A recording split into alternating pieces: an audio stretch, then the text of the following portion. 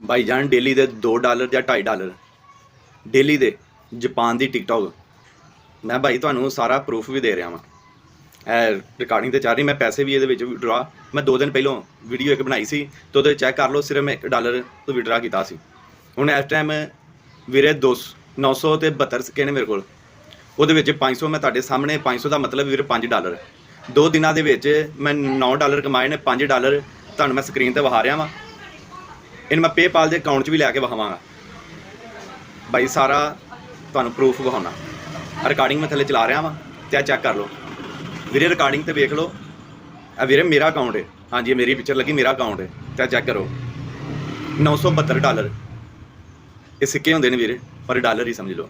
970 सिक्के ने, तो विड्रॉ कर लगा 500 भाई। मैं पेपाल के तुहानू लैके तुहाडियां सामने रिकॉर्डिंग चला रहा, रिकॉर्डिंग तो देख सकते हो। यह देख लो 500 ड्रा हो गया, पिछे 400 तो वीरे 72 रह गए। तुहानू पेपाल के भी चैक करा देना, तो भी आए ने कि नहीं भाई, सबूत के नाल। वीरे जापान की टिकटॉक है, 0 फॉलोवर से भी ये काम कर रही है। ये कोई नहीं 10,000 फॉलोवर नहीं करना, कोई नहीं। डेली दे वीरे $2 $2.5 डेली दे।